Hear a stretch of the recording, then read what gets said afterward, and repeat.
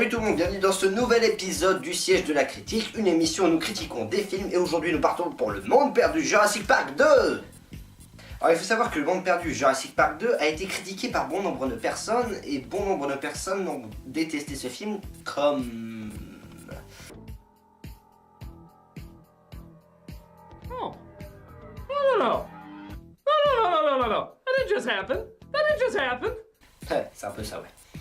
Mais là, c'est sûr qu'il faut voir la vérité en face. Jurassic Park 1 était excellent. Bon, c'est pas du tout mon film préféré, hein, loin de là. Mais il était excellent quand même. Alors que Le Monde Perdu, mais c'est exactement comme si un mec avec des chaussures incroyablement propres avait marché dans de la merde. C'est pareil.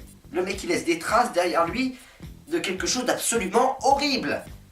Et surtout, certaines personnes essaient d'excuser ce film par le fait que le 3 était pire. Alors c'est vrai, le 3 était très mauvais.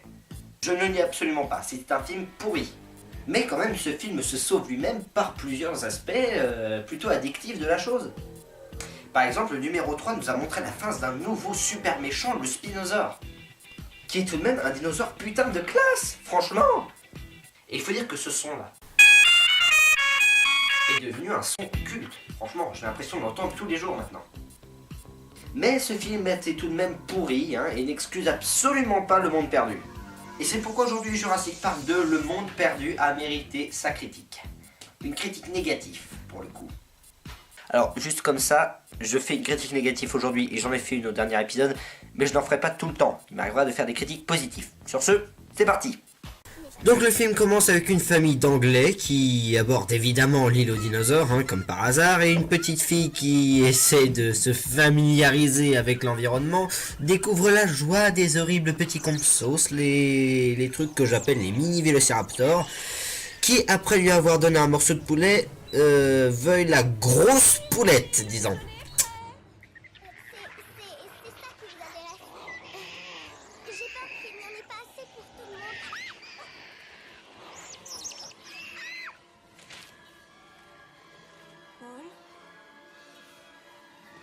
Cathy!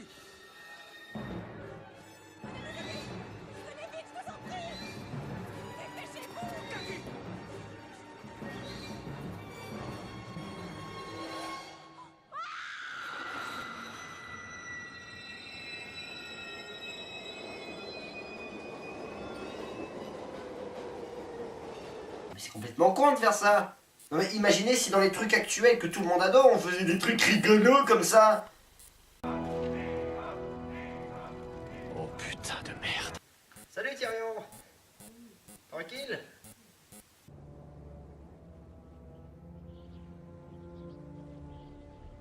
Alors déjà, il est clair que ce film commence très mal, parce que il dit n'importe quoi dès le début. Dieu merci pour le site B.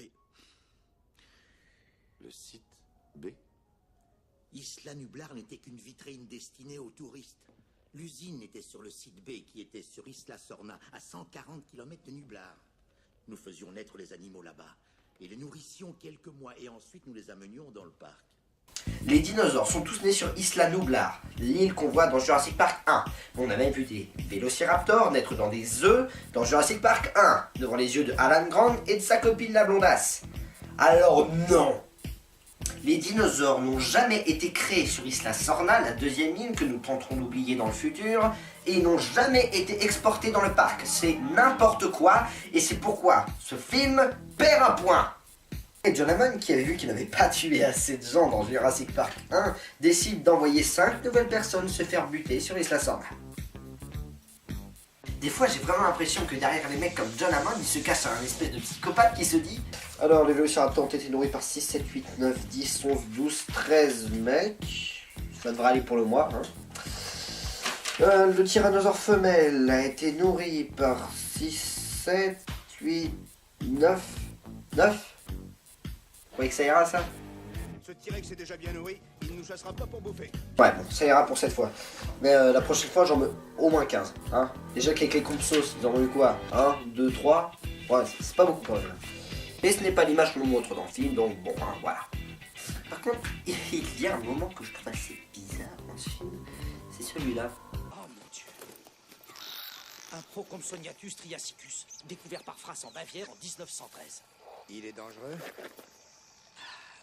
Non, je crois pas.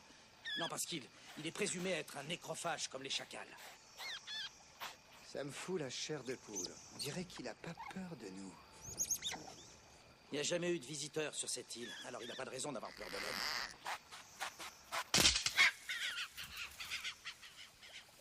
Maintenant, il en a une.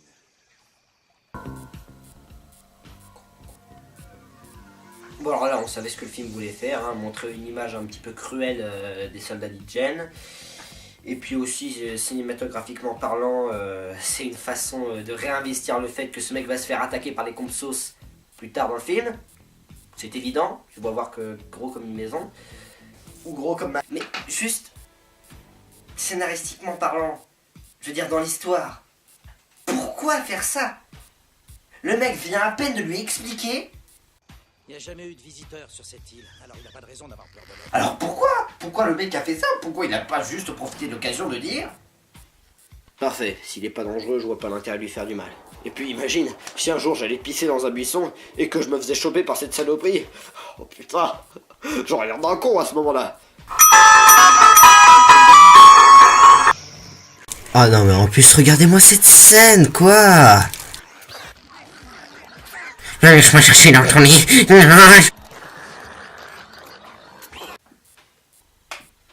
Enfin bref, passons sur la stupidité des soldats d'Hygiène et avançons un peu dans le scénario.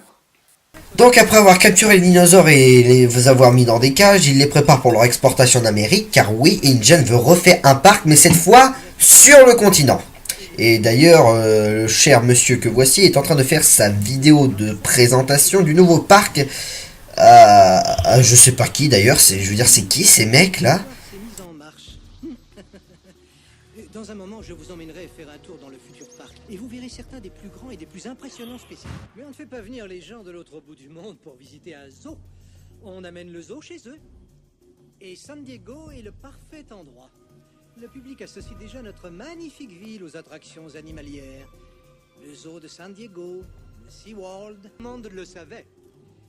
Avant d'avoir jamais rêvé à une île, il a commencé la construction d'un amphithéâtre, très près de l'endroit où vous êtes assis maintenant dans le complexe maritime d'InGen. Mais il l'abandonna, en faveur de quelque chose de plus grand, plus éloigné, et pour finir, d'impossible. Et plusieurs des installations sont restées inutilisées, inachevées, quand elles pourraient être terminées, et prêtes à recevoir des visiteurs dans un... Non mais là je comprends que dalle. Non mais il y a 2 secondes je parlais de stupidité des mecs d'Hygiène, mais là c'est quasiment divin. Le neveu de Hammond, qui est le nouveau propriétaire d'InGen, veut prendre les dinosaures pour les amener dans un parc en Amérique. Mais pourquoi? Pourquoi faire ça? Mais non. Pourquoi? En plus, le pire, c'est qu'il dit ça. Mais on ne fait pas venir les gens de l'autre bout du monde pour visiter un zoo. On amène le zoo chez eux. Mais pourquoi on peut pas faire venir des gens pour qu'ils viennent voir un truc? Pourquoi? Tout le monde fait ça. Mais pourquoi tu fais pas comme eux? Alors les gars, que tout le monde m'écoute, je comptais vous mettre au courant du stock que je voulais qu'on emporte en Amérique. Alors, 5 stégosaures, 6 ankylosaures, 3 brachiosaures et 2 tyrannosaures. Ça va les gars? Pourquoi on fait pas venir des visiteurs par bateau jusqu'ici? Non, faut pas déconner, non. On les fait venir à nos frais. Non, vas-y, casse-toi. Connard, là. Non mais les gars, je suis triste pour vous quoi. Comment à ce stade du film tu peux te dire ce mec va encore vivre à la fin? C'est impossible. Bon alors comme j'ai pas trop envie de m'éterniser, je vais vous faire le passage de la libération des animaux en résumé. Les hippies écologistes libèrent tous les dinosaures vont défoncer toutes les installations d'InGen, le mec qui mâche tout le temps son chewing-gum capture le bébé de tyrannosaure et le ramène dans leur camping-car. Et là encore une fois, mais pourquoi? Pourquoi faire ça? Pourquoi? Non mais sérieux mec, mais si tu vois un bébé rat agoniser par terre, est-ce que tu crois que tu vas faire la même chose? Surtout que moi, si j'avais été à sa place, je pense que j'aurais fait ça.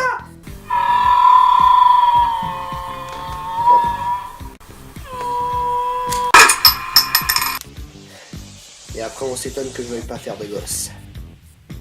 Enfin, quoi qu'il en soit. Donc après avoir été chercher le petit dinosaure pour soigner sa jambe, maman et papa dinosaure sont venus le chercher, hein, évidemment. Et bien sûr, il tente sans trop se faire avoir de le rendre, hein, en espérant bien sûr que s'il le rendent, bah, les dinosaures vont leur foutre la paix. Hein? Franchement, ce serait dans l'ordre des choses après tout.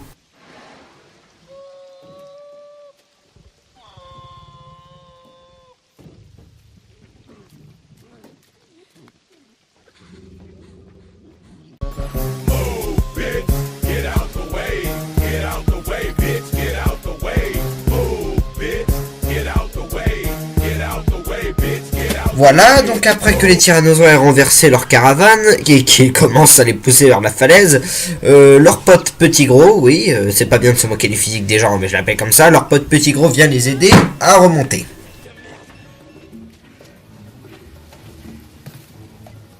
J'arrive. Qu'est-ce qui s'est passé? Et Kelly? Qu'est-ce que t'as fait de Kelly? Elle va très bien, elle est dans le cache en l'air. Qui est blessé? Qu'est-ce qu'il vous faut? Il nous faut une corde? Une corde, bon, d'accord, autre chose? Oui. 3 double cheeseburgers avec ketchup. Sans oignon, le mien. Et pour moi, pas trop saignant.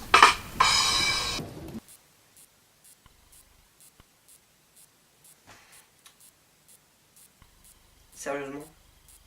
Vous savez, il y a un truc que j'adore faire sur les films de merde. C'est que je prends le film et je le mets en version accélérée. Et là, tout de suite, ça devient hilarant. Regardez.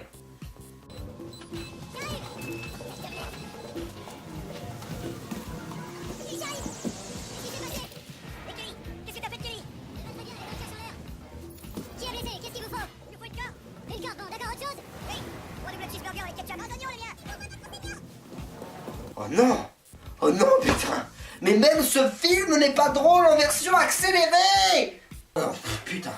Bon, écoutez, je vais faire un résumé, hein, très rapide. On va essayer de sauter au moins, 20-30 minutes avant la fin.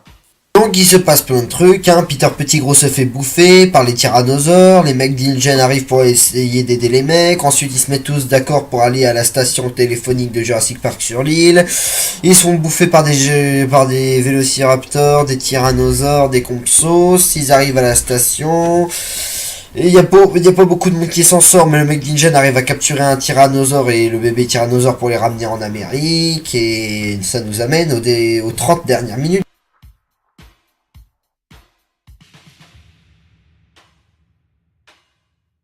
De San Diego, avec une méga attraction qui va écraser en nombre de visiteurs tous les parcs d'attractions du monde.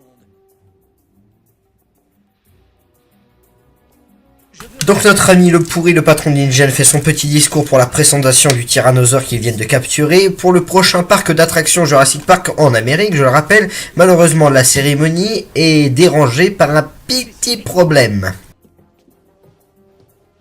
Capitaine SS Venture, ici officier de port d'Ingen. Est-ce que vous me recevez? À vous. Capitaine SS Venture, vous approchez de la digue à pleine vitesse. Réduisez immédiatement votre allure. À vous. Bref, après qu'ils aient vu que le bateau était sur le point d'accoster, bah, tout le monde s'en va du quai. J'ai dit tout le monde s'en va du quai. Oh non mais vous faites quoi là? Putain mais... Qu'est-ce qu'ils attendaient pour se barrer du quai? Enfin bon, bref, le bateau accoste, tout le monde grimpe dessus pour pouvoir voir ce qui s'est passé. Et devinez qui c'est qui est là, hein? Devinez?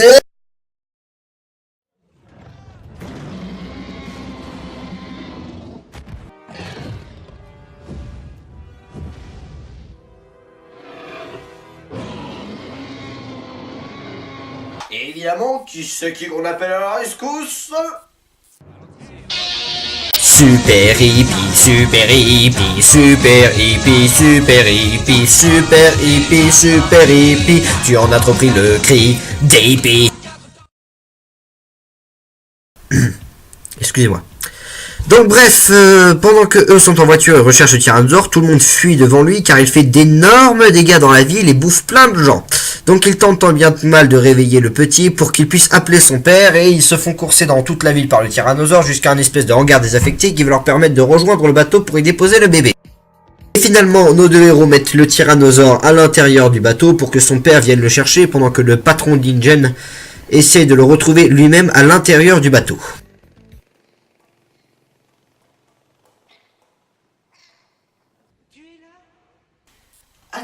Vas-y, débile.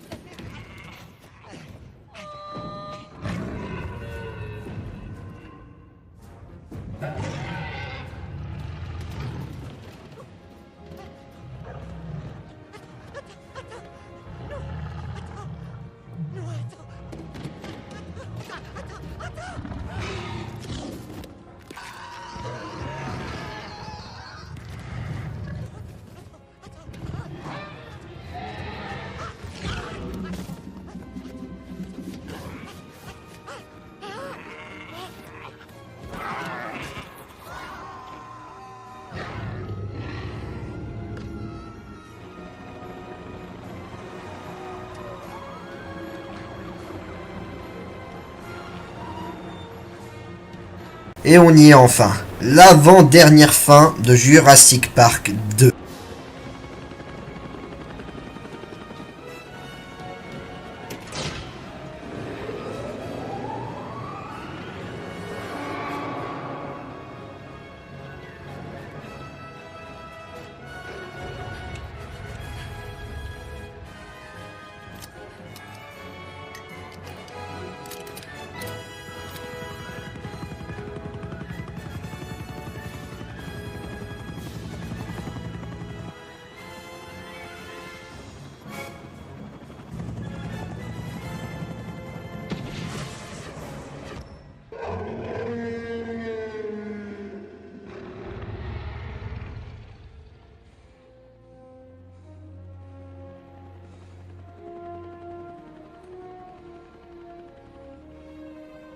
Et voilà, c'était Jurassic Park 2, Le Monde Perdu, c'était pourri, mais il faut avouer quand même que ce film a beaucoup de courage, parce que essayer de faire une suite à un des meilleurs films de tous les temps, c'est quelque chose de vachement compliqué. C'était comme essayer de faire une suite à Pirates des Caraïbes 1, sauf que là, pour Pirates des Caraïbes 1, ils ont amorcé une suite encore meilleure que le premier. Quoi qu'il en soit, je vous remercie d'avoir regardé cette vidéo jusqu'au bout si vous l'avez fait, évidemment. Et dites-vous bien que cette suite a beau être merdique, on pourra toujours faire pire.